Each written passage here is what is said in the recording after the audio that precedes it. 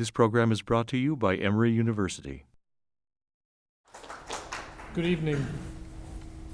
Good evening. There's a responsorial that happens there. Sing it. I hope you can hear me clearly without a microphone.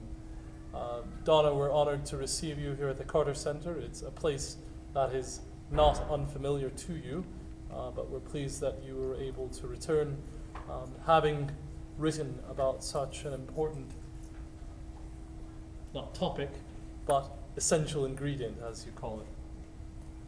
I'll begin by simply reading a passage, and we invite your reflections for about 30 minutes, and we open up for conversation.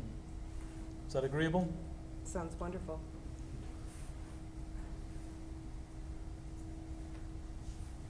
She writes, "Can there be any hope of healing, any thought of reconciliation without an attempt to face the truth?" This is the question that BBC presenter Fergal Keane asked as he opened the three-part television series Facing the Truth, in which victims and perpetrators of the conflict in Northern Ireland came together for face-to-face encounters. As a convener of numerous dialogues between warring parties all over the world, I have asked myself that question many times. What people experience during war often exceeds their capacity, determined by their biological equipment and mental hardwiring to process those experiences. As T.S. Eliot pointed out, human beings cannot bear very much reality. When reality becomes unimaginable, when the truth is unbearable, when loss and suffering become a way of life, how do people heal and move on? How do they face the truth? There is no short answer to the question, but what I have learned from survivors of war is never to underestimate what human beings are capable of. Donna, what led you to write a book about dignity, the essential role it plays in resolving conflict? Did I write that? You wrote that. Wow. Well, the short story is that, following on what Itonde just read, I think we are capable of so much more. And I think having seen for so many years working in international conflict, as he pointed out, or as Siti pointed out, in many different parts of the world, I knew that the issues that were being discussed, no matter whether it was in the Middle East with the Israelis and the Palestinians, or in Sri Lanka, or in Colombia, there was always the agenda for these negotiations and these dialogues that I put together. The agenda always had to do with, all right, how are we going to resolve these political issues and do some problem solving around them so that we can try to make some contribution to the peace processes in those countries. And by the way, we had the most brilliant people sitting at the table with us. We had the leadership. Well, it wasn't exactly the president and his people, but it was one tier down. So there were former politicians, there were well-known academics, there were brilliant, I mean, I'm serious when I say really brilliant people. So there was no shortage of intellectual prowess in these negotiations on either side, in both communities. And so we thought, we always had really good hopes that these conflicts, that these dialogue sessions that we would put together would have some, have some effect, that we could help the peace process along. And no matter where I was in the world convening these dialogues, the same thing happened every time when the discussions got stuck. The same conditions that created the inability, that created the impasse that happened in Sri Lanka happened in the Middle East, or happened in Northern Ireland or in Cuba. And what I'm about to describe, those conditions, I realized had to do, one day I had this epiphany. I realized these are emotional issues that are making that creating these impasses. And I'm telling you, even though we were discussing the political issues at the table, I always say this, underneath the table, there were emotional undercurrents that were keeping these conflicts alive. And whenever something would happen, one side would say something that was upsetting to the other, well, you know, you could see the guy would sit back, cross his arms, and say, just completely detached from the conversation. And I thought, wait a minute, you know, what happened there? What just happened? And over the years, I realized that what happened was they felt that their dignity had been violated. And by the way, when our dignity is violated, it is a profoundly emotional experience. We have a physical reaction to when our dignity is violated. And so over the years, I just kept looking for the evidence of dignity violations, the evidence of indignity that was taking place between them. And honestly, one day I said, wait a minute, we have to be able to figure out a way to bring these indignities up to the table and have a discussion about them. Because no matter how smart these people are, this isn't an emotional issue. It's not going to take intellectual degrees and advanced thinking to address these dignity issues. It's going to take something else.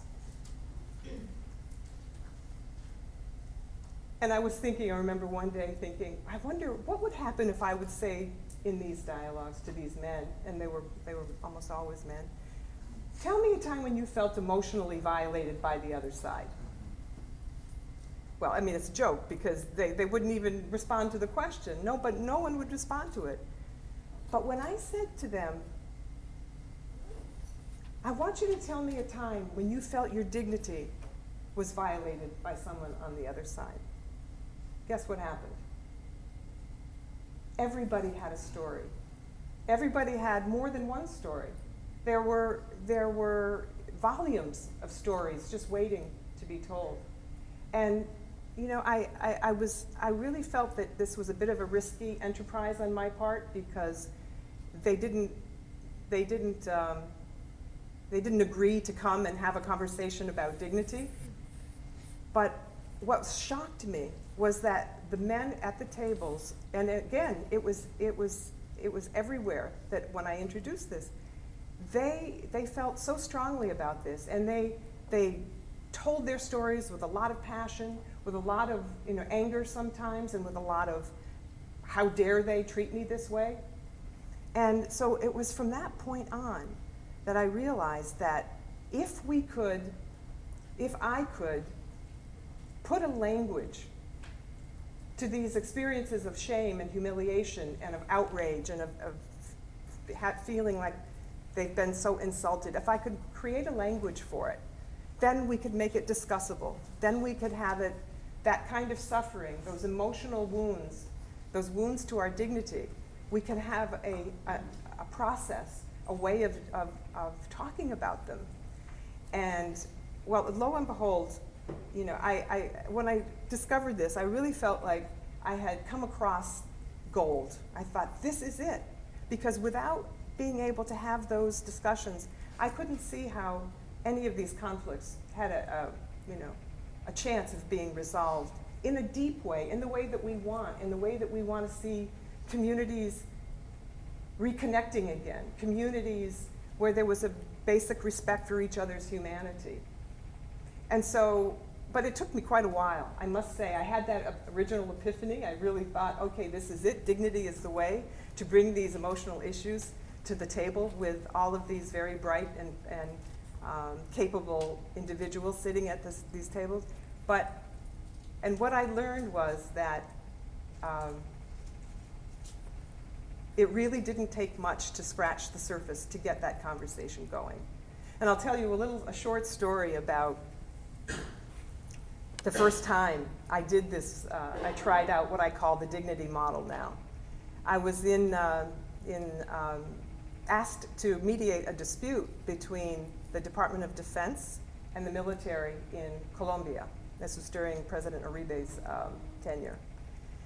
And I was asked because the Minister of Defense, who was the first woman, female Minister of Defense in Latin America, in Colombia, was a fellow up at at the Weatherhead Center up at Harvard. She had spent a year, and so we got to know one another. So when she went back to Colombia and she took this position as Minister of Defense, she knew she was up against a lot of resistance, simply, one of the reasons being that she was a woman. And so she knew she was going to have her hands full and a hard time doing this. But one thing happened. She bought some airplanes, and the military people were not advised, or she didn't ask their, to help with the decision making around it. And this thing exploded in the media.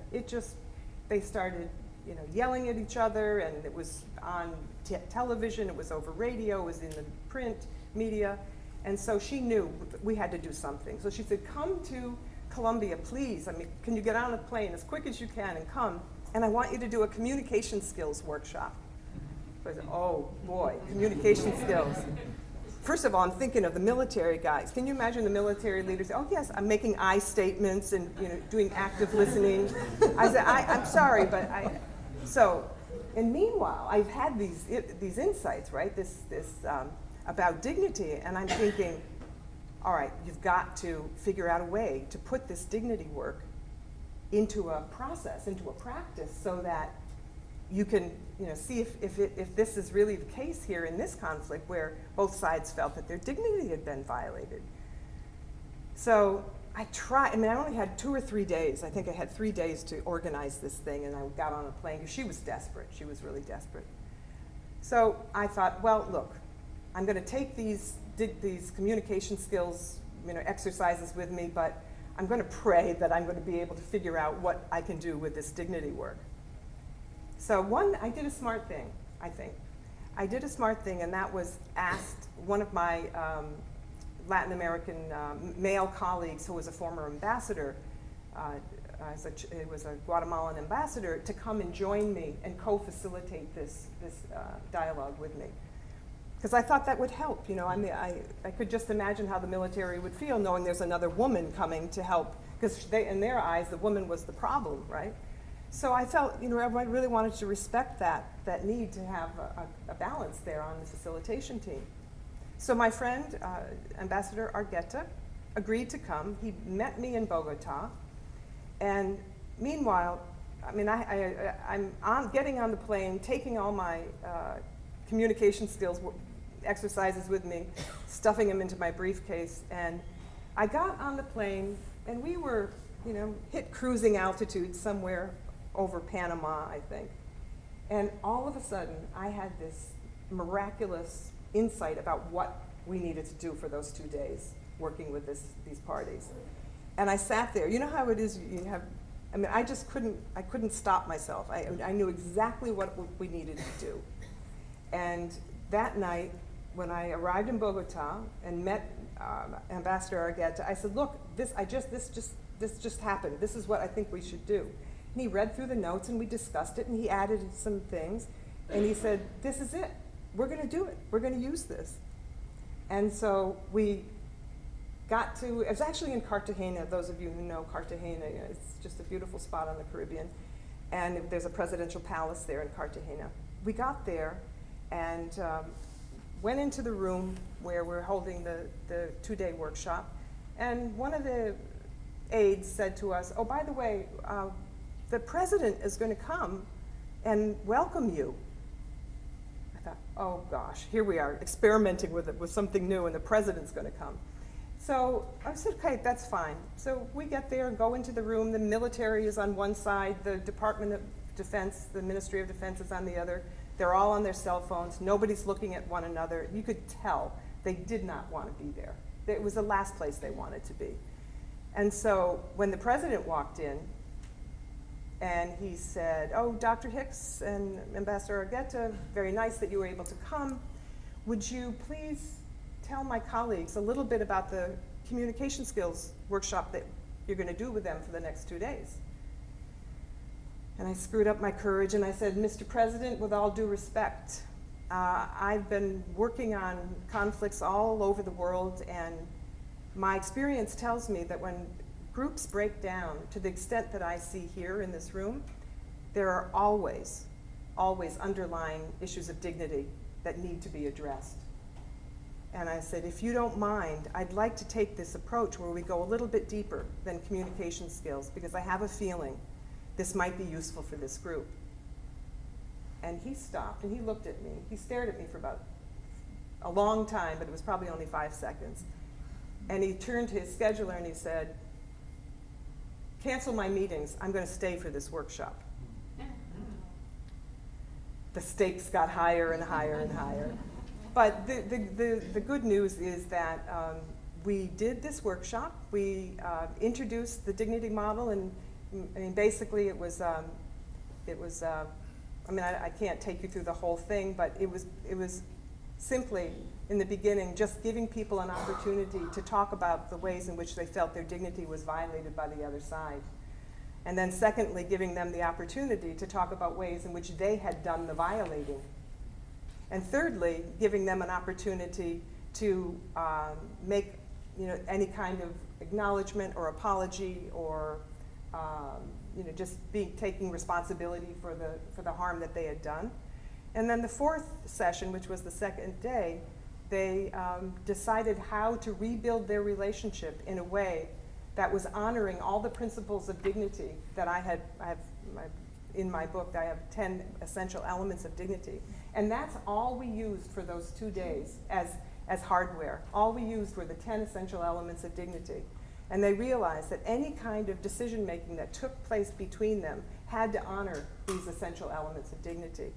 And if they didn't, they'd go back to the drawing board and try to work it out again. So, I mean, it's a very simple concept, dignity. I'm telling you, it's a very, very simple concept, yet it has so much power.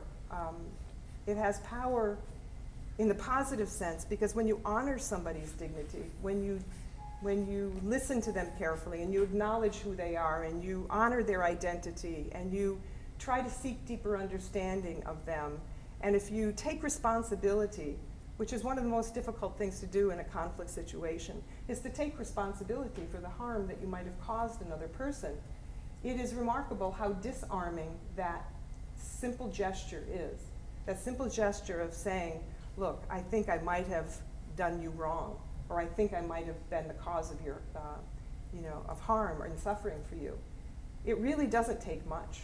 And as I said, it doesn't require PhDs and advanced degrees and from all, or any of that intellectual hardware. What it takes is the ability and the willingness, to try to extend our own emotional capacities so that we're not stopped by all the time, each time by our self-preservation instincts that never wants to admit that we're wrong, right?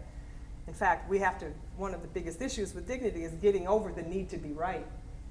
So I think I'll just stop there at that point, and we can begin the discussion if you had something else you wanted to add. By all means, another passage which you wrote, just to remind you. Okay. You say, or rather write, one of the greatest demonstrations of human dignity I have come across in the many years that I have been grappling with the subject was when Nelson Mandela walked out of prison after 27.5 years of confinement by the apartheid government in South Africa and announced that he had no anger in his heart toward whites.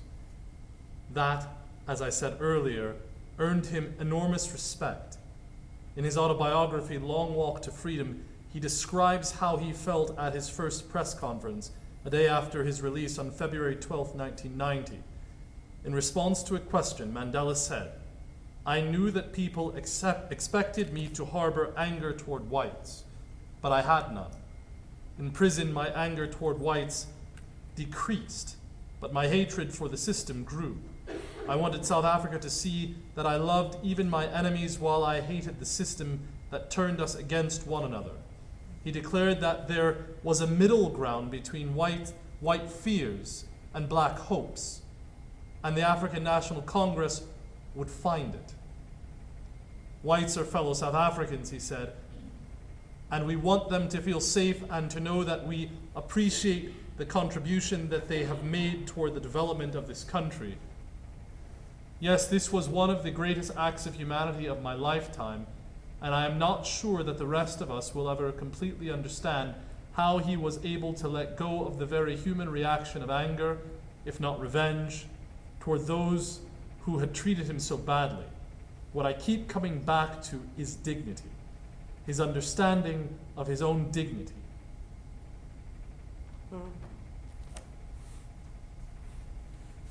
That passage, we could speak about that passage alone for the entire evening, and I read it also to give context to how we met in South Africa at a conference recognizing 10 years post-TRC, and one of the side conversations, as you may recall, and we were also celebrating the birthday of Archbishop Tutu during that conference as well. One of the side conversations was about what the TRC did not do and who it did not serve. So while Mandela is lifted up as an icon of the dignified leader, and Archbishop Desmond Tutu, with whom you've worked in Northern Ireland, and I hope you'll reflect on that as well, is praised as a visionary leader who could assist an entire nation in considering another way of being together. 10 years on, and now closer to 20, there are calls in South Africa for prosecuting those who came before the TRC. Almost to say that it wasn't enough. Can you comment on that? Well, as I said earlier today, I met with another group of people earlier today. I think we are just scratching the surface of. You can't hear? Okay. I think we're just scratching the surface of our understanding of how to manage these kinds of wounds to our dignity, and especially when they come at, when they're system-wide, when the structures of government are actually the perpetrators of these indignities. It's the policies that are the perpetrators. When they're that massive and they're that entrenched in the system, I think we don't know enough yet about how to go about bringing community-wide healing and reconciliation to those situations. And I think what the Archbishop did and many others in the Truth and Reconciliation, all those many months. I mean, he told me he interviewed 30,000 people, and I said, well, do you think it was enough? Do you think that these public interviews and the whole process, do you think it was enough? He said, no, I don't think it was enough. But I think it was a beginning. I think it was a start. And I think this is what I want to impart to you tonight is that, number one, we have to recognize that these indignities, whether they're the structural indignities that seep into, like poison gas, into a political system, or whether they're indignities that we experience just between our interpersonal indignities, we have to take them seriously, because the effect of not addressing these wounds, if you will, the effect is I don't even think we know what the effects are. I told this group today some research that I uncovered about wounds, psychological wounds and wounds to our dignity. There were some researchers up at Columbia, friends of mine at Columbia, who did this, hooked people up with these functional magnetic resonance imaging apparatus, and they found out that people who had experienced a psychological wound, that area in the brain that is affected by a psychological wound is the same area that's affected when you get hurt physically, experience a physical wound. And I'm just thinking about that. I'm thinking how, and I've been thinking about this for years, if we pay such close attention to when we have a physical wound, right? We go into the emergency room, we do whatever we can, we even glorify physical wounds. But these wounds to our dignity, if they're not attended to, I think can continue to poison us. They continue to poison us. And the worst thing is, frankly, bad enough that it's just us, we as individuals, but it poisons relationships as well. It can destroy a relationship. You know, one big insult, one massive attack on your sense of dignity, and you're with that relationship with that person who is the perpetrator of that, you can be, you know, disconnected from that person for a lifetime. And you may even still have to be in contact with that person.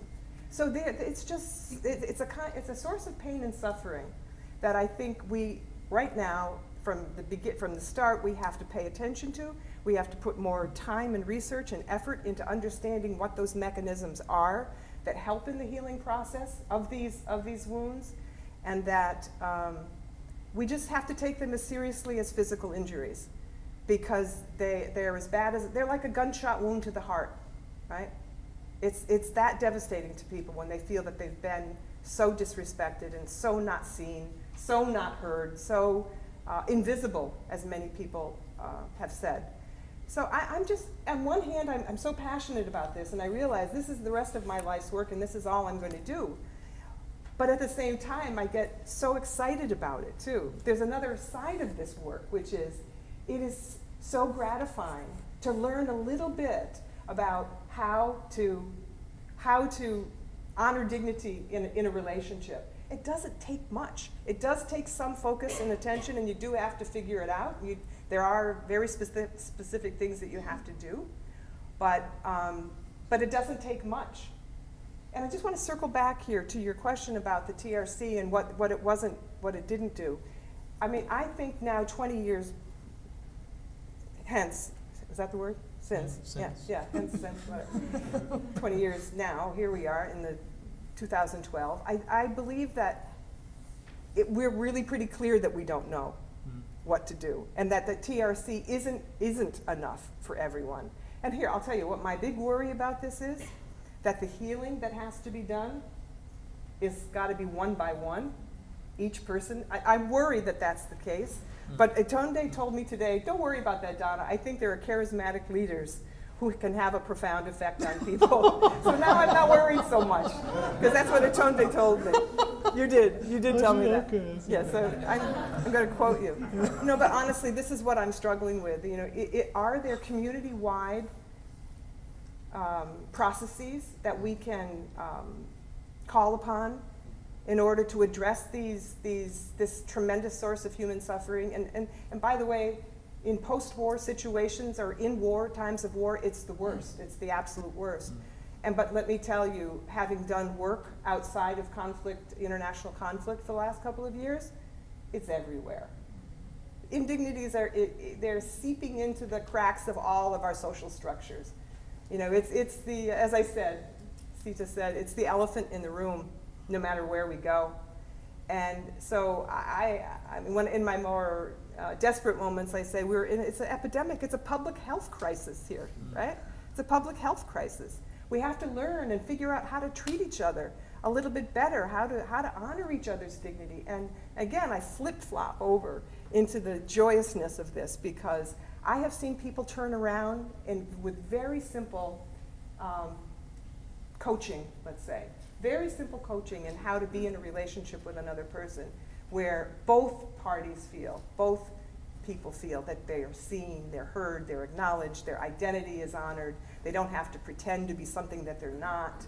You know, they feel that they've been understood by the other person. And if we can get these into, I mean, again, we have problems at the structural level and we have problems at interpersonal level.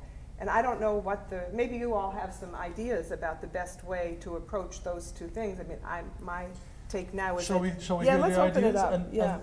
And as we do that, perhaps an entrance into the conversation, you write about the significance of other disciplines and the Right. development of, say, well, not just the interdisciplinary work that is a source of your reflections, but the development of, say, humiliation studies. Right.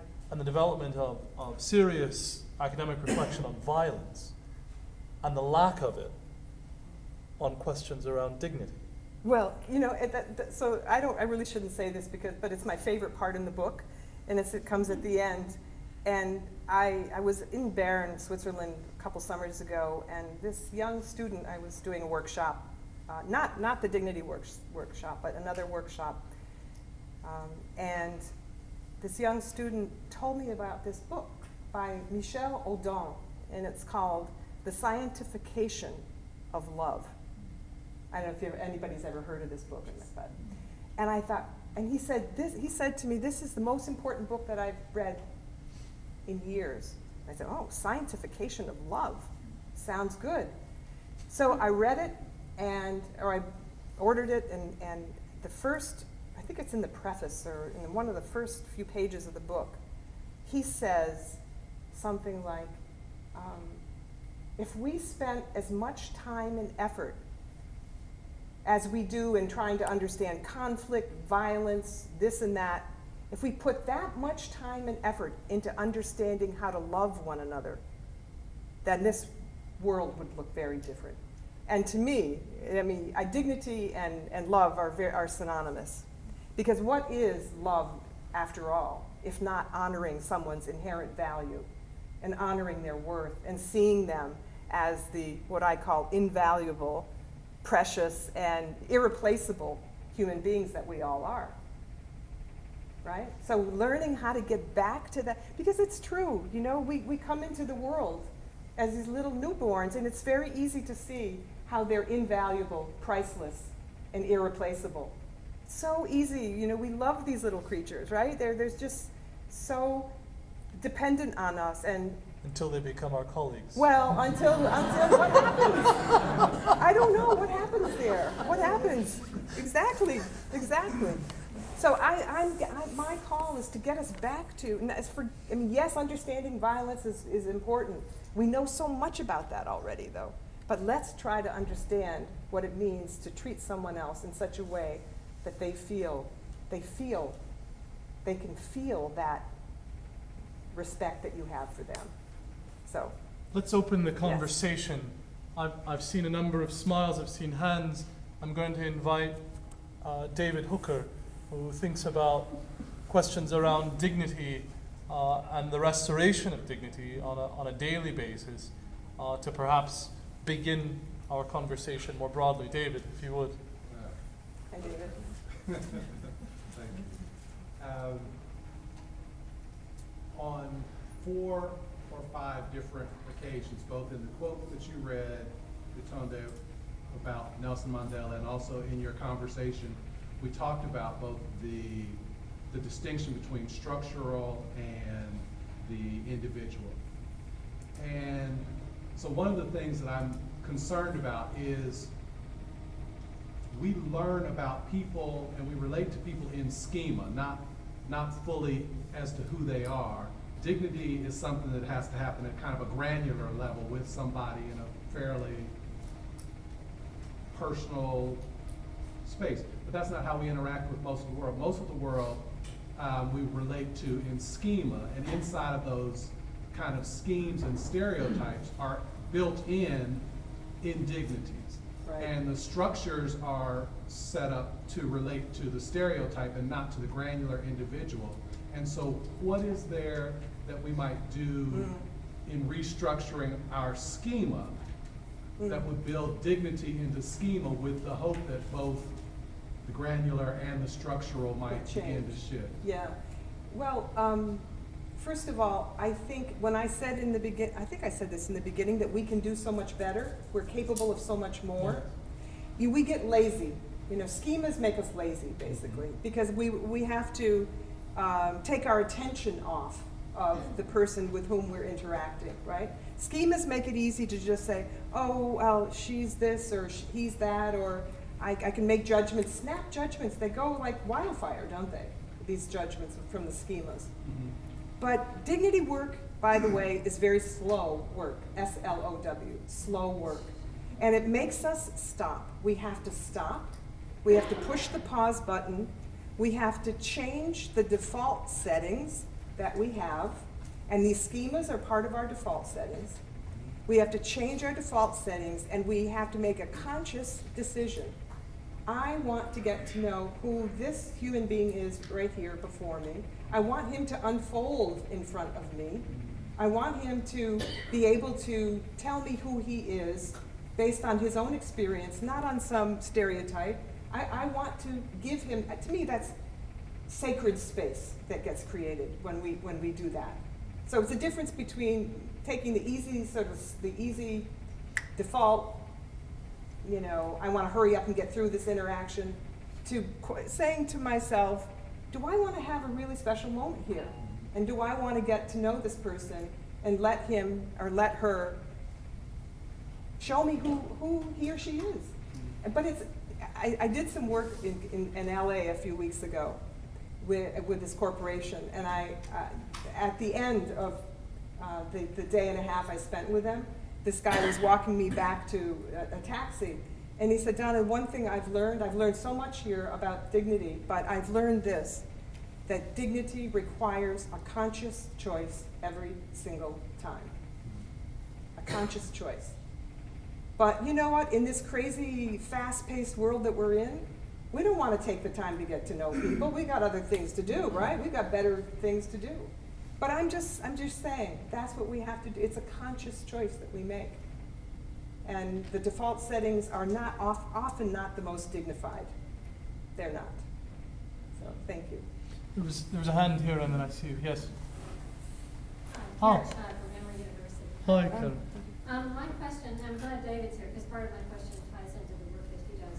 The two-part question. One is, I'm curious about, not having read your book, how studies about shame, experiences of shame, tie into this. There's been some recent work on that. And the second is processes of communal trauma healing, such as through the STAR program that they do. I kept hearing, having just been in Cambodia last summer, looking at issues of sex trafficking, I was struck by how much of a whole entire population is traumatized. Absolutely. Which I think is connected to this notion of dignity, maybe more psychological terms. I'm just wondering how those two concepts or sets of studies contribute to your thinking. So the first one was shame. Oh, shame. Yeah, I take that up a lot. I take it up a lot in the book because you know, the feeling, the emotional experience of being violated is a shame response.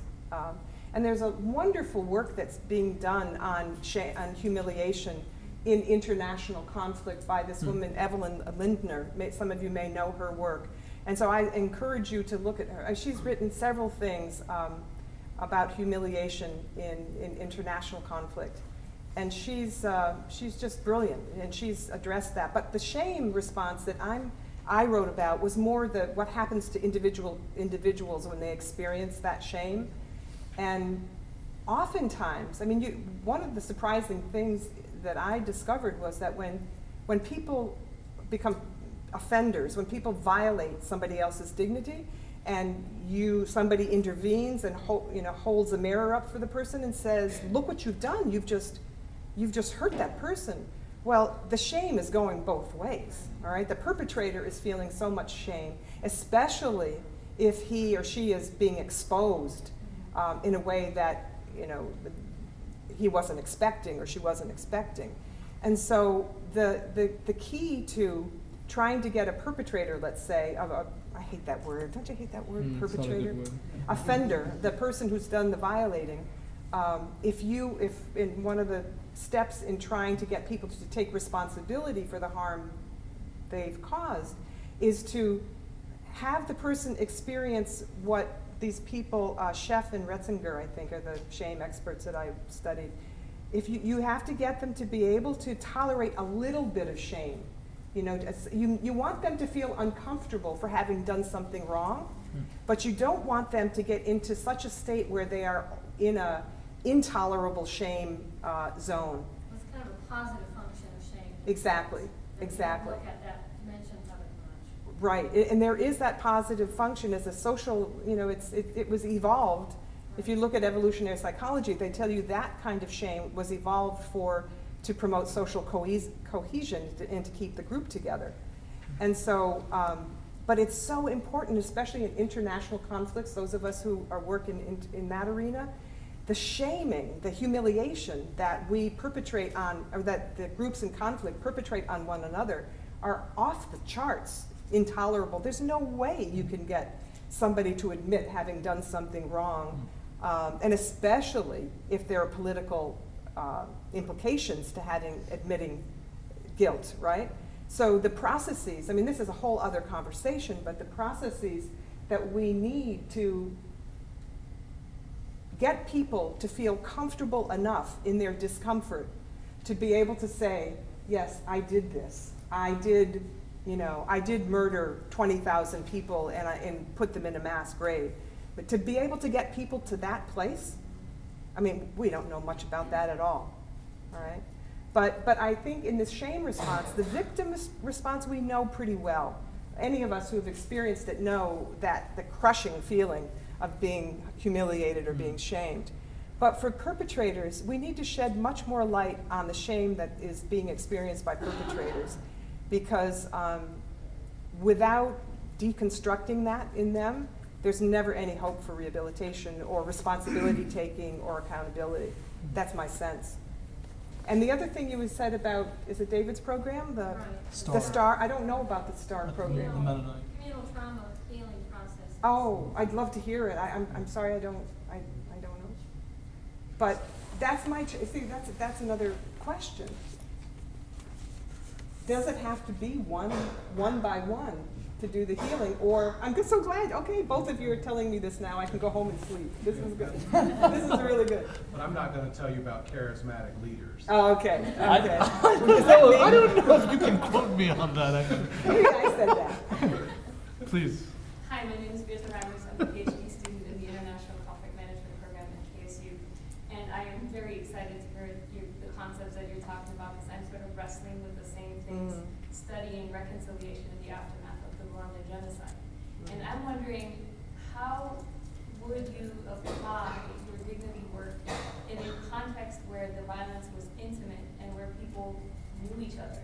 Yeah. So it's not, so that's something that I've been struggling with. It's not, this rehumanization process is very tricky when these were your neighbors or family members or friends. And still are your neighbors. And still And are. still are. Furthermore, Exactly. still are. Yeah. Well, again, I feel like my knowledge of that is so crude. I have instincts about what might work and what might not, but it's not based on any, in-depth experience or research or anything like that. But my sense is that if people are forced to have to live together like that, there has to be some way. And I know we talked about the gacaca process today, and the TRC actually in South Africa. But one of the things that the experience that I have with this, and it wasn't Rwanda, but it was Northern Ireland experience where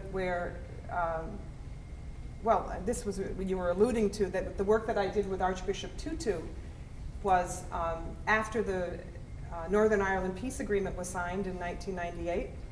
It was very clear that even though the political issues were more or less resolved and people felt that a certain amount or maybe good enough justice had prevailed there in that agreement, and also a lot of the perpetrators of the violence had been, were in prison and had, spent 20 or so years for their crimes.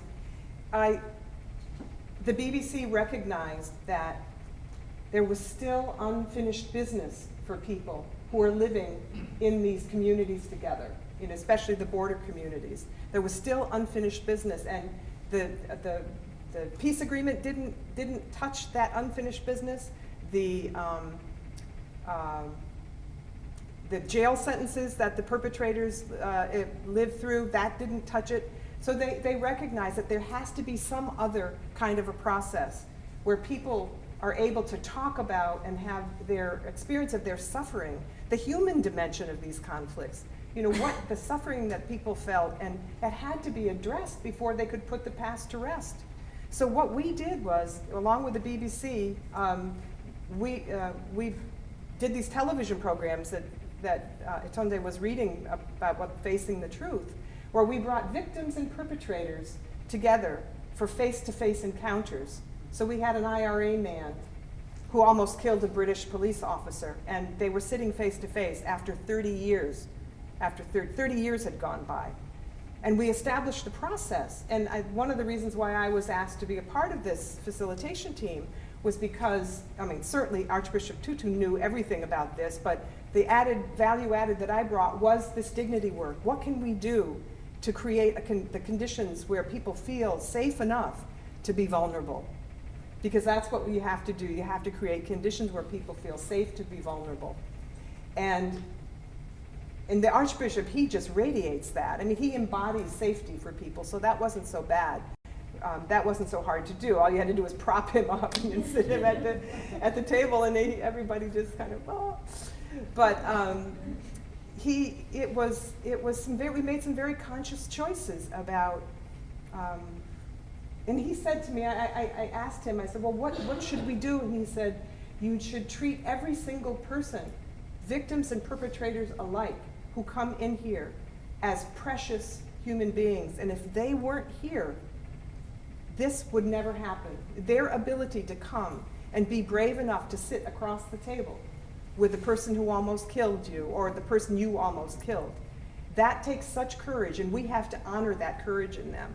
And I mean, I wish I had an opportunity, maybe another time, to show these programs, because it was absolutely remarkable the way the two men, after sitting together for hours and hours, eventually started honoring each other's dignity. After the British police officer heard the story of the IRA man, he said to him, I know if I had grown up under those circumstances, that I would probably do exactly what you did. I would probably be an IRA person also. And you cannot imagine the way that, talk about rehumanizing. And I think just that acknowledgement from the officer that it must have been horrible. You know, I would have been so angry myself. And even at one point he said, I know I could kill. I know I have that inside me. And so, anyway, so what I know pretty much for sure, one of the things that has to happen is that you have to create a dignified environment for people to be able to be vulnerable. Because without it, they're going to, that intolerable shame is that you were, is it Nancy? Sean. Yeah, the shame that you were talking about goes, the shame meter goes all the way over to the intolerable end of the spectrum, and you don't get anything. You don't see anything. You see defensiveness. You see self-preservation at its finest. But it's so delicate. I can tell you this process is so slow and so delicate, because just imagine, imagine what it is to expose yourself. And we had it was BBC, it was broadcast all over the world, and so there they were, as vulnerable as they could be, and yet they did something miraculous, and it was just magnificent to see what could happen when that extension of dignity, the exchange of dignity that took place.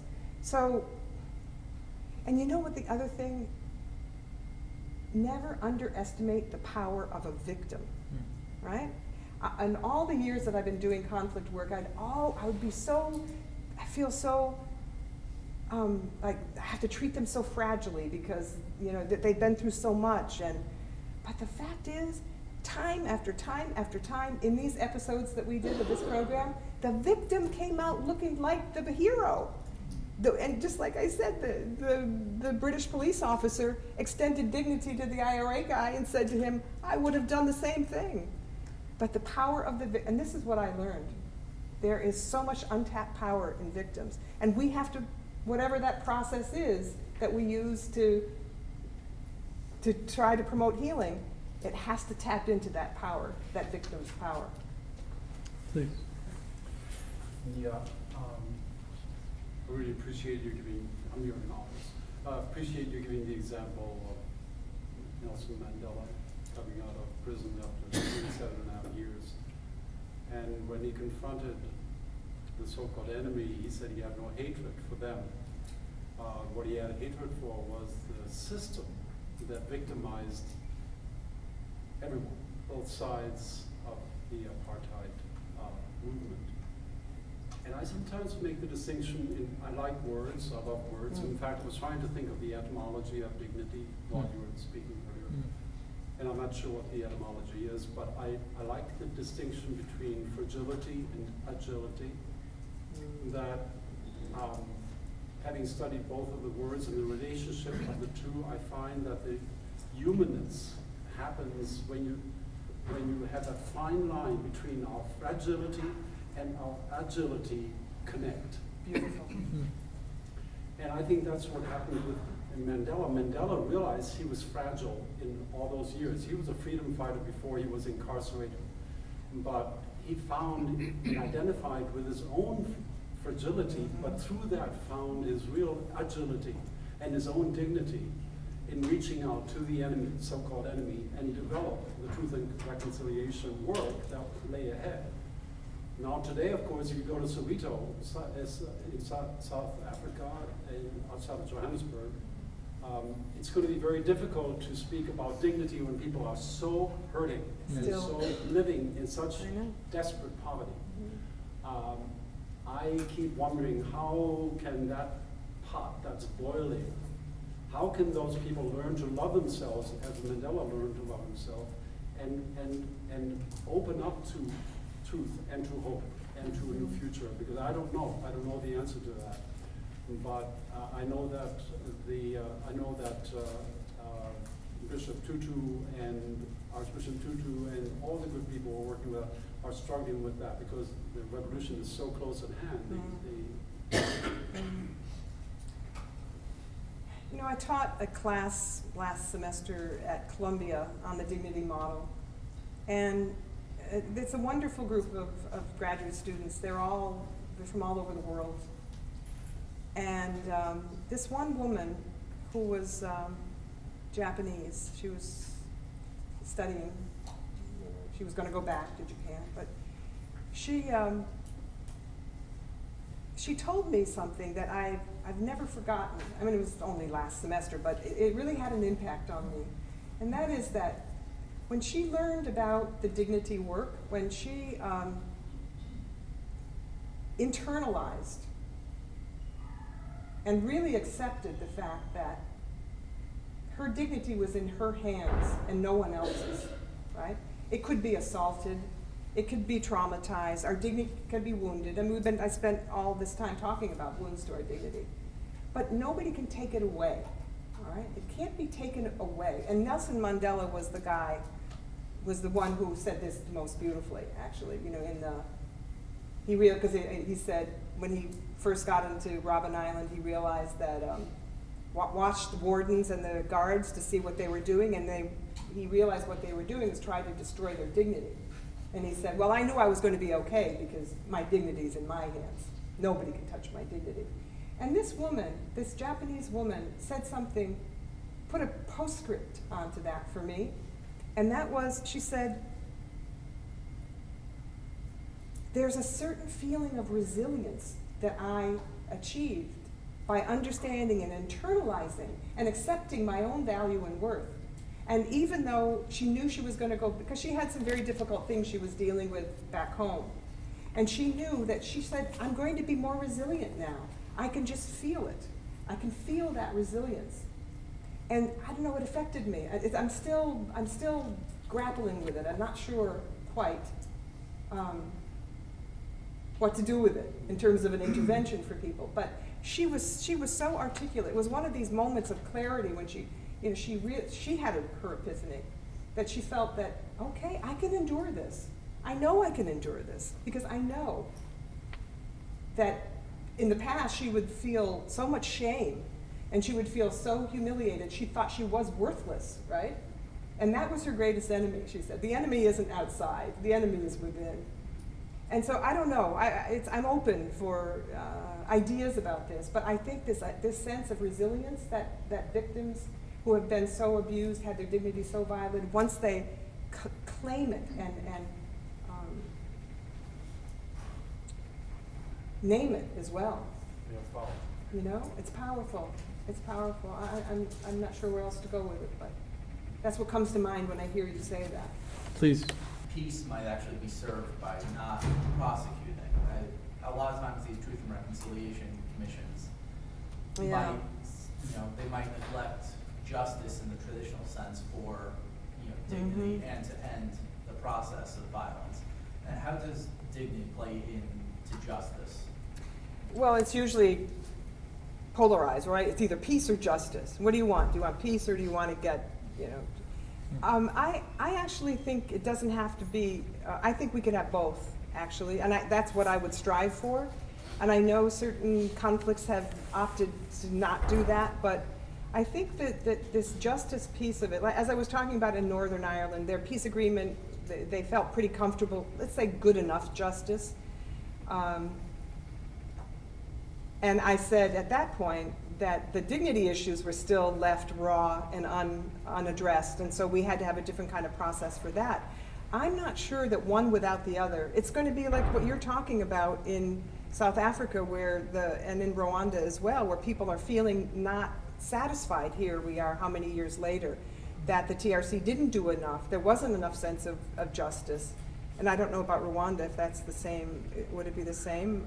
Is that what you were saying earlier? Well, no, I think it's a major question in Rwanda in terms of that daily interaction and the way in which identity is caught up in victim perpetrator, not only by the categorization, but also by wounds. And not only by wounds, but by your very physical appearance, which is, quote unquote, a determination of your historical experience. Historical experience. And so there's really no process that can capture the complexity of the self in community with regards to history and the way in which violence plays out. I can't begin to dream of a process I know. that would enable it. And the way in which, with my humble sort of understanding, is the way in which the government has approached it is to say initially, all right, let's not necessarily talk about reconciliation as such, but let's look at what those things are that perhaps point towards the restoration of dignity. And so the focus was on schools, the focus is on infrastructure, the focus is on health, so as to build up a nation that others can, that all people can participate in. Whether that's been a success is in question, but that was the comparative model chosen, in addition to a national process of confronting the truth in a neighborly form. It is complicated, but I think that's such a perfect example. I'm wondering whether we have to rethink what justice looks like too. Traditional, we have a very elaborate system of justice, which is necessary, absolutely necessary. I'm the first to say that.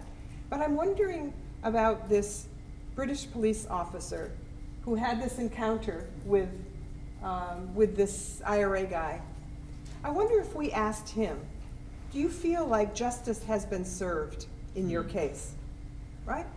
This guy had a transformative experience in those encounters. What would justice mean to him? How would he describe it? I'm not sure. I don't know what he would say. I know he would say that he could put the past to rest now. I know he said that many times. But is that the same as feeling like justice has been served? I think we have to rethink all of these issues. I think they're of the most pressing and urgent need that we have in our field of international conflict, or any kind of conflict for that matter. But since most of us do international conflict, these issues, things that we thought we had figured out in the past, I'm not so sure. I think we have to keep an open mind and rethink some of these fundamental issues, like what is reconciliation, what is coexistence, and start from square one and rethink it. We might end up in the same place once we finish this, but I think it's time, because nothing has really worked that well, right? Rwanda is not the poster child for reconciliation. It's not the way they wanted it to be, right? The government's dreams of reconciliation have not come true. And yet you have a country that is arguably thriving in other aspects. There it is. So what is that about? Please. My name is Erin. I'm a student at the School of Public Health here at Emory. And I'm interested in learning more about the nature of the workshops that you've had. And I guess to put it in context, or to put my question in context, I'll just give an example of a local experience that I had. I used to work as a community mediator at a courthouse in East Tennessee for just very basic civil disputes. And we incorporated into our mediation model a little bit of that dignity piece. But in doing so, I observed the people who were going through this process, and those who were in tune to the process itself, I found were less apt to be part of the process, to either acknowledge whether they violated someone's dignity or whether they themselves were violated.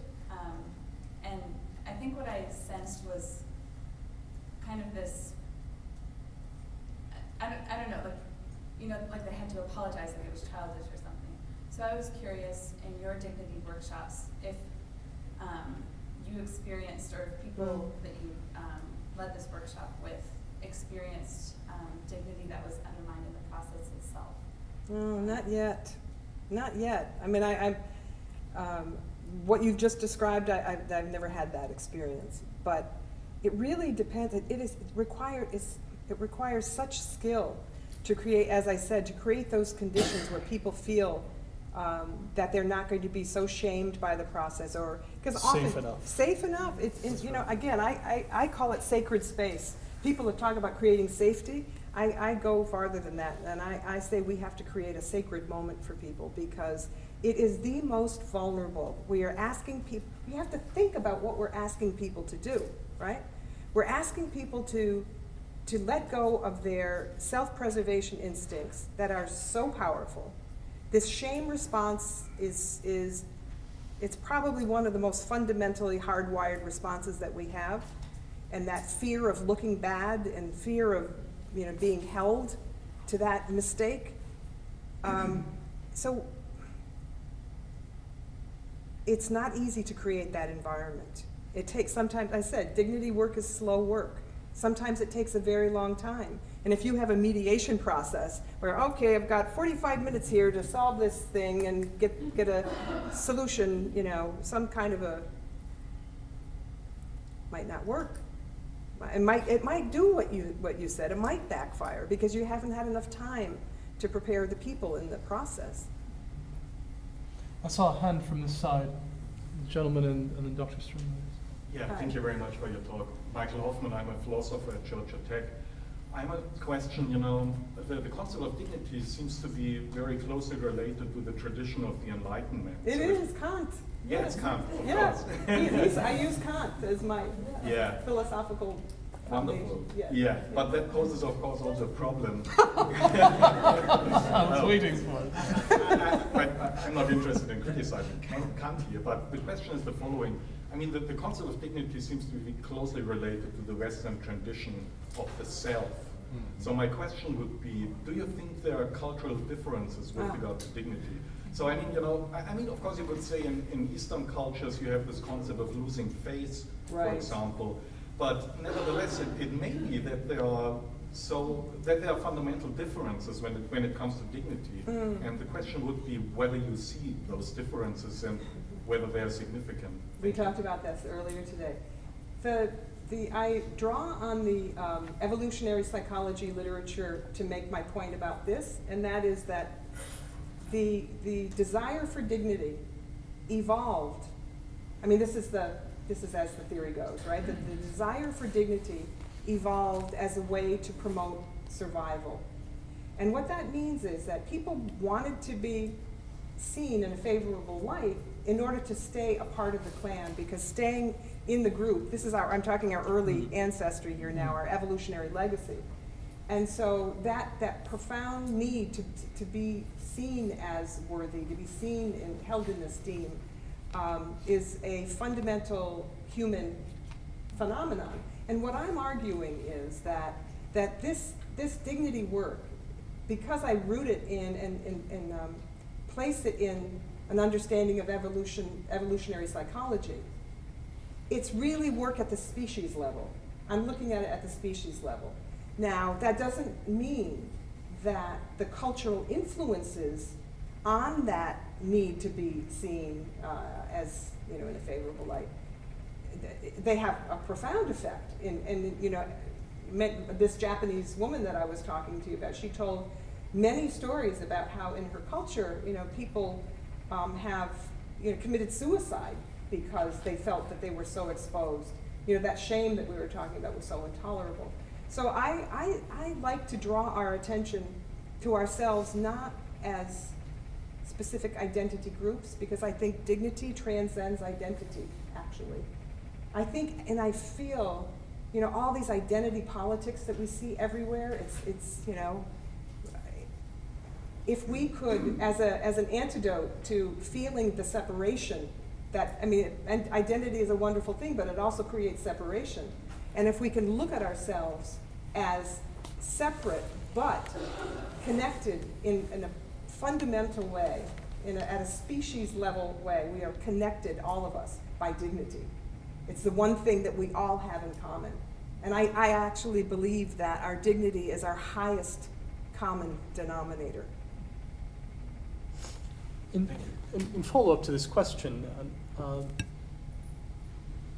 the cultural interpretation of dignity, I had the opportunity to serve as a statement taker for the Liberian Truth and Reconciliation Commission in a refugee camp that had been there for upwards of 20 some odd years. And this question around dignity, although not articulated as such, was being posed in very material kinds of ways. Seeing a gentleman the same age as myself, yet had spent the majority of his life making bricks and laying them in the far outskirts of Accra in a refugee camp. And what he pointed to in terms of need was the restoration of his dignity by way of practical things, material things, from school to food, to be able to make do of his, by way of his own self in terms of livelihood. And yet, so that points to the material need, and arguably the critiques from South Africa are about the lack of material results, the fruits, so to speak, of that shift in system. Not everyone has eaten from it, so to speak. But then you get to a place like South Sudan, and the decision to cut off a pipeline that generates 98%, if I'm not mistaken, of your revenue, with the language being that we would rather be something like free and poor than continue to be slaves or subject to this previous system. Takes us away from material as the source of our dignity and gets back to something else. It's not so much a question, but a kind of complication of what he's presenting. Well, I think this is where it's also the intersection of where human rights and the dignity that I'm talking about, the more psychological aspects of dignity. I mean, I worked in Cambodia? Was it? Yeah, you were saying I got my first taste of dignity, indignity, really massive indignity when I did some work for several months in Cambodia. And I was there teaching women's human rights, CEDAW and the Universal Declaration, to the Khmer women, because they had signed on to the Paris Peace Accord and they became signatories to the UN conventions, right? So all of a sudden, the Cambodian women had their rights. But what I recognized was that the human rights that were proposed, the brilliant principles of the human rights, didn't address this underlying psychological ways that people feel that they have their dignity violated. Yes, you may not have access to schools, to water, to health care and all of that. That's what human rights addresses, those big structural, I mean, I would suggest that those are the structural indignities that we've been talking about tonight. Yes. But the psychological, and the reason why I actually started thinking about writing this book was that, wait a minute, there's so many other ways that people can feel violated other than the fact that they don't have access to education or they don't have, a good job or whatever. And so I think it's both of these things. Right. Not either or. I don't think it's either or, and I think we have to think of them together. I think we have to think of them together because it's horrible that a person feels that he has to, his dignity is dependent on his job or whether or not he can, go to school or, you're the guy you were talking about. I mean, he needs to know two things. Number one, his human rights give him the right to work, right? And the right to a decent life. But these psychological things are just as important, I think. So somehow, I don't know how we tie those two things together, but I was thinking about your question again about the Soweto, how to keep their dignity. I think I answered it as if it were just an internal matter, but I think the structural has to be at play there too. It's not just, you can be as resilient as you want and that's not good enough as far as I'm concerned. The structures have to be in place to provide a solution to all of that, so. John, you had your hand up. Thanks, Sunday. I'm a little reluctant to open up a whole other subject area such as how would you advise the Carter Center on practicing its coming from our Vice President. Advancing human dignity, because after all, this is an institution which was created by a founder who has the love of all human beings deeply rooted in his radical egalitarianism derived from the teachings of Christ, while at the same time was a practicing head of state and had to make all of the compromises thus entailed. So we do talk to Bashir, as Tundi knows perfectly well, because that's his job, facilitating that conversation, while at the same time we're being pushed by our human rights program to engage the churches in sanctioning Israeli companies that are complicitous in repressing the Palestinians. It's a complex world. However, your point about the universality is the right one, it seems to me. Your point that we all come from the same ancient mother and father somewhere in the Rift Valley is a good one. And I think Frank Fukuyama is right. We've always been social animals, and so survival and dignity is very much coterminous. Programmatically, the way we express this in the peace program is by our mostly support for credible elections. Because elections, if one thing, do affirm the inherent equality of all human beings. We greed, I know, and people say, oh, you must do more than elections don't a democracy make. But our way into this, and I think it does inform, it should inform your work, but that you can inform us on how we pick our priorities. It gets complicated by virtue of the fact that all of the 190, except for Saudi Arabia and the Vatican and maybe Bahrain, or a couple of principalities, they all espouse themselves to be democracies. Even it's the Democratic Republic of Korea, North Korea. So we take governments at their word. We assume these are universals. We assume that they mean what they say when they sign up for the Universal Declaration of Human Rights, the Charter of the United Nations. And we try to narrow the gap between the rhetoric and the reality. And it's very hard because there are very few Nelson Mandelas or Mahatma Gandhis or Martin Luther Kings who understand their oppressor and their oppressor's Achilles heel, your point about the heroism of the victim. Right. They know when they can get people to do what otherwise they would like to do. They are believers that hypocrisy is not so much an evil as it's an opportunity if people are open to being held responsible for what they like to believe in themselves. And you can't do that. Salva Kiir is not a Nelson Mandela. Joseph Kabila is Right. not a Nelson Mandela. And we're stuck with a lot of leaders who talk the talk, but don't walk the walk. So perhaps, I know. as you reflect on this, in terms of your own work and dignity, forget sovereign equality. We acknowledge at the international, interstate level that we all respect the dignity of everyone else. So you've got little tiny countries walking in the United Nations on an equal basis with the United States or Right. China, whatever. It's at the individual level within states. It's the norms, the institutions that Exactly. resolve. So look over the world when you go home, give us a call if you think we're missing an opportunity.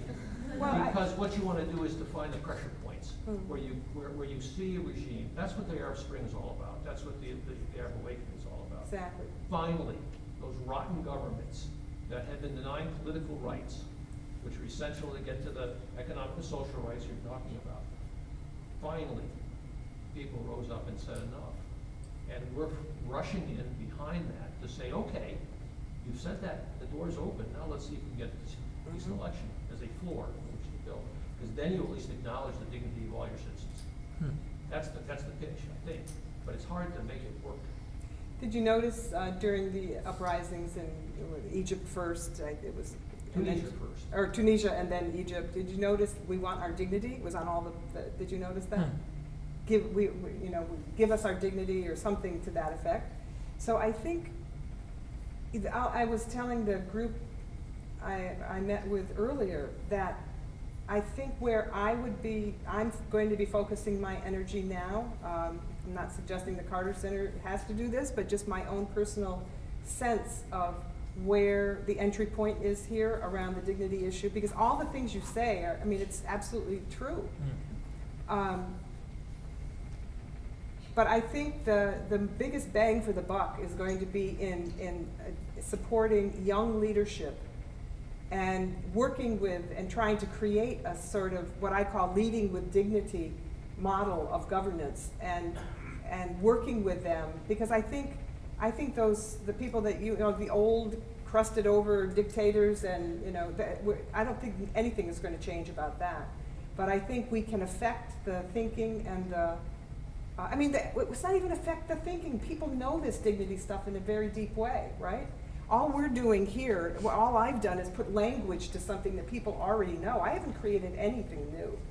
So to tap into the young leadership, whether it's in the Arab uprisings or anywhere, even in this country, furthermore, for that matter, I think we have to convince young people that they don't have to wait around for some other leader, somebody to take the first step. I was giving a lecture at Brandeis to a group of a big group of African students in an international development class. It was conflict resolution, international development group, and one of the Africans said to me, he was sitting up in the first row, and he was very, I could see that he was he was trying to figure out how to counter this dignity stuff, right? And so he was sitting there, finally he said, well, this stuff is all well and good. I like this dignity stuff, it's nice. But this would never work in Africa. I said, oh, interesting, would never work in Africa. No, this just wouldn't work. It's this, people would laugh at you in Africa. I said, well, that is so interesting, because the people who I have taken so many of my cues from are Nelson Mandela and Archbishop Tutu. And then he said, oh yeah, right, that's right. And so, he was quietly accepted responsibility for that I won that one. And then I went on to say all these things that I've said about Nelson Mandela, about how he, all these great acts of dignity that he bestowed on the white South Africans and so on. And then a few minutes later, he puts his hand up again and he said, but wait a minute, there are no Nelson Mandelas anymore in the world, and there's none in Africa, certainly. And I looked at him and I said, well, what are you waiting for? Why don't you become the next Nelson Mandela? What are all of you waiting for? Take this as an opportunity. Don't wait around for somebody to, to show you what dignity looks like. You do it. And I went, I said, you and you and you and every single one of them. And they just nodded their heads. But I think this is what we have to capture because, as I said earlier today, people are hungry for good leadership. People are wanting to do whatever it takes to get behind a good leader or to become a good leader. But I frankly don't think they really exactly know what to do. So if we can capture this energy that is everywhere in the world right now, not the least of which is in the Arab Spring and the uprisings, it's a perfect moment for a convergence of these ideas, I believe, because the youth are embracing it beyond belief. I mean, I have a much easier time working with youth than I do with the old heads of state like you were talking about. Much easier time. Just as a footnote, I mean, in Egypt, they didn't want to have a leader coming out of the I Tahrir know. Square, just for that very reason. But because of the social networking, they were able to sort of coalesce around the collective outrage against corruption Yes. and the denial of any opportunity to use their education to move forward. And corruption is an offense to dignity in a very Absolutely. popular, reactive way if you can give people hope that they're not alone. Today, with 500 million cell phones in Africa, They're connected. people are connected. We're connected. And the thing is, maybe leadership is going to look different, right? We're talking about justice. Earlier, maybe we have to rethink justice. Maybe leadership is going to be, maybe this model that came out of Egypt, I hope. with social media at the core of it. I don't know. I'm just saying we have to be humble enough in our thinking to say, wait, stop, let's rethink all of this. Unfortunately, we have to take action too. So what do you do in a situation like that? But I just think those of us who are in the intellectual community and in this world of conflict resolution need to just pause for a minute. So. There are multiple hands coming up, and I was set to conclude. And by consensus of smiles, I think we can continue with a couple of questions, maybe two. Is that agreeable? Yes? Well, people can leave if they have to. No, I don't want people to stay if they don't. Marcelo and Sunil actually was no, and the Sunil's gentleman, done. and then we'll conclude. Marcelo Varela. Yes, thank you very much. I'm Marcelo Oh, hi. from the Americas Program here at the Carter Center. I'm kind of puzzled and troubled trying to put together my thoughts now, but I would like to focus a little bit on the preventative side of things, because we've been talking about deep, serious, actual conflict, but not the prevention of conflicts, which is something that we're working to. For instance, we have projects in Venezuela and Bolivia, which are polarized societies. And I'm convinced that culture matters, and how culture is reproduced, and what's the role of media in reproducing values, and what's the sense of normalcy in society. So, because when you mention, okay, shame, I said, okay, that's fine. But what about pride on the offenders? If they feel proud of what they're doing, because their values, their system of values, are just backing them. How to tackle that, and how to prevent the escalation of a conflict to more violent manifestations of it. So that's a good. And the other day here, on my way back home, I was hearing a talk radio host saying that the very basic values on which this society was built was individualism. So not caring about others, not caring for others. So, and I heard that here, and I was, I'm stunned. So I'm Costa Rican. I'm coming from a different system, But I said, okay, what about the sense of solidarity and caring for others? So. Oh yeah. I can't disagree with anything you're saying. I mean, I think dignity is a relational phenomenon, first of all. I don't see it as an individual phenomenon. I see dignity as it's a part of being in relationship with other people. One of the things that I discovered about our hard wiring, all right? As I spoke of earlier, about wanting to be seen in a favorable light.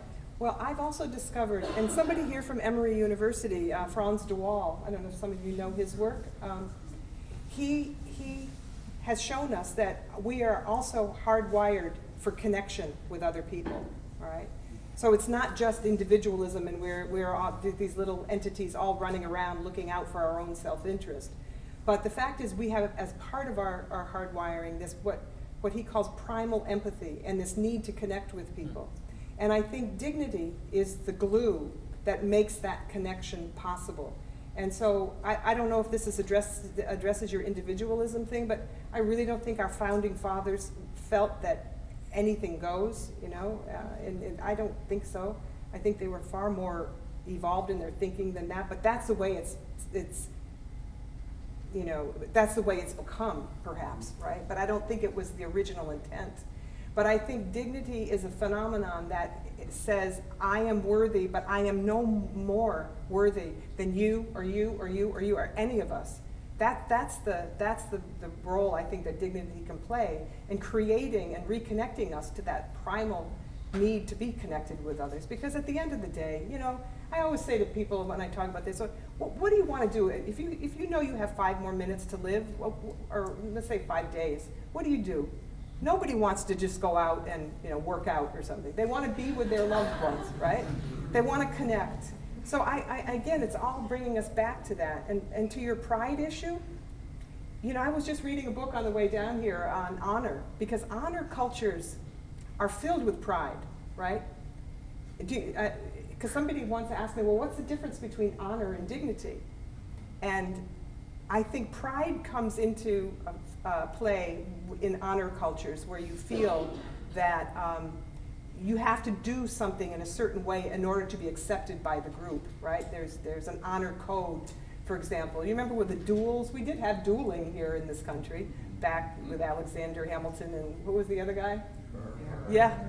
So there are, I mean, that was so much pride wrapped up in that whole system. But I think, you know, these honor systems, I think they can be very dangerous. They can be very, very dangerous. Look in, you know, Pakistan, you've probably read how women, this woman who was raped by, you know, just horrible experience being raped, and she was cast out of her group because any woman who's been affected that way is seen as tainted, and I know some other people probably know more about this than I do, but that was based on an honor code that husband and the whole society had to dismiss her. I mean, that isn't dignity for me. That's the opposite. But you know, let's keep talking. Yeah. One final question and well, or comment, as you like. I don't know if you're pointing to me or not. Yes, good. In South Africa, I learned the word Ubuntu. Ubuntu, yeah. Which is this marvelous word of identity. We are, therefore I am. It's this dialectic between the group consciousness and individual identity and dignity. And I think the solidarity, Wall Street solidarity movement, in some ways showed in our own culture a way of showing a sense of dignity out of the commoner, out of the person who didn't feel like he or she had a voice, and a mutual respect. So I think a whole new sense of leadership, or a paradigm of leadership, is emerging, but it hasn't yet concretized. It hasn't become concrete yet. But I think it is in the process of becoming so. Yeah, thank you. You know, this is an interesting example because that's an idea that is lifted up as a kind of penultimate goal to look towards in terms of community.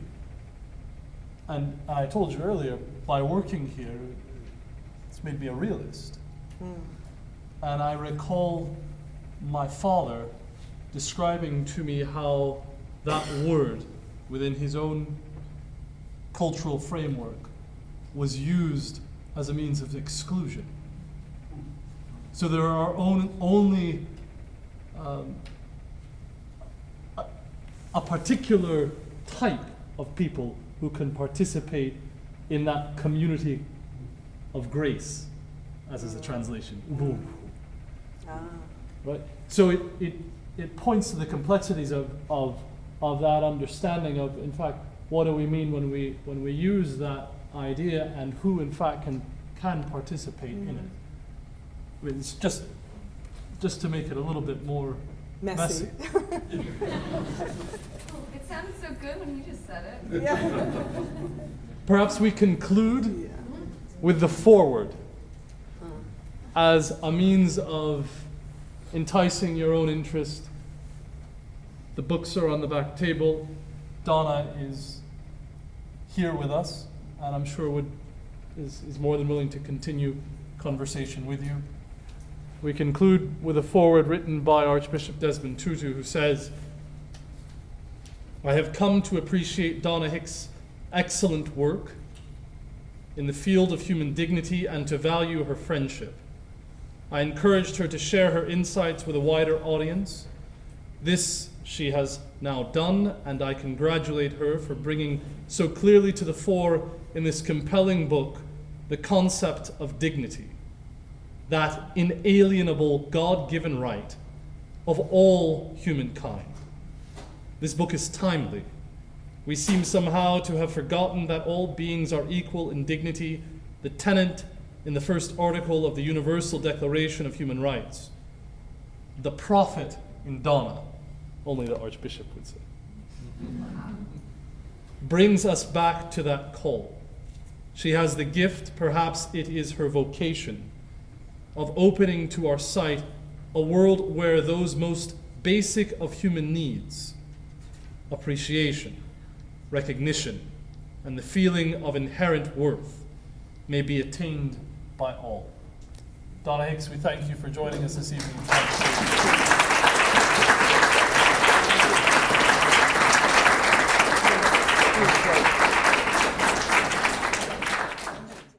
The preceding program is copyrighted by Emory University.